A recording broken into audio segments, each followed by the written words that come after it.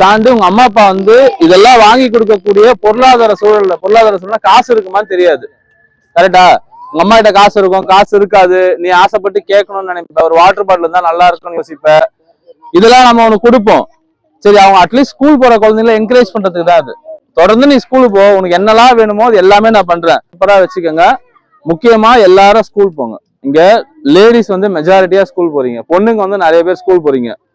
எனக்கு ஒரே ஒரு ஆசை தான், இப்ப 9th 10th இருக்கிறவங்க, 11th இருக்கிறவங்க, 11th முடிச்சுட்டு 12th முடிச்சுட்டு ஒரு 3-4 வருஷம் கழிச்சு இந்த ஊருக்கு நான் வந்தேன்னா, நான் ரெகுலரா வருவேன். அது வருஷம் ஒரு 3-4 வருஷம் கழிச்சு நான் வந்து பார்க்கும்போது ஒரு வீட்லயும் ஒரு கிராஜுவேட் இருக்கணும். கிராஜுவேட்னா ஒரு டிகிரி படிச்சவங்க, காலேஜ் முடிச்சவங்க, ஒரு வீட்லயும் ஒரு டிகிரி முடிச்சவங்க இருக்கணும்.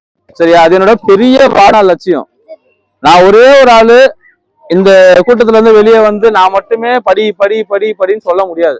இந்த பாப்பா இப்ப 11th 12th காலேஜ் போனோம், நான் காலேஜ் இந்த காலேஜ்ல இந்த குரூப் எடுக்க போறேன், நீ இவ்வளவு ஃபீஸ் கட்டணும், நான் கட்ட ரெடி.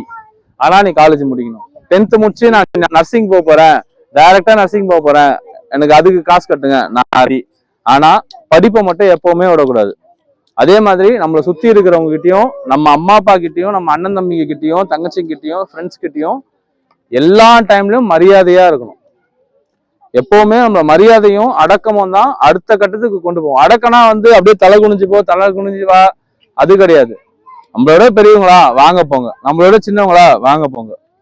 இது என்ன ஆகுனா உன்னோட பண்பையும், நீ இங்க இருந்து வர அப்படிங்கிற உன்னோட முத்திரையையும் உடைக்கும். நல்லா படிச்சு ஒன்னு கிரியேட் பண்ணா இந்த பொண்ணுங்கிற வார்த்தை வரும். இந்த பொண்ணு கீதா, அந்த கீதா பொண்ணு கொடுப்பா 10th இருந்து, இந்த பொண்ணை கொடுப்பா அங்க இருந்துன்னு சொல்லிட்டு பேர் எப்ப கிரியேட் ஆகுனா நீ அங்க எப்படி இருக்கிறேங்கிறத பொறுத்து.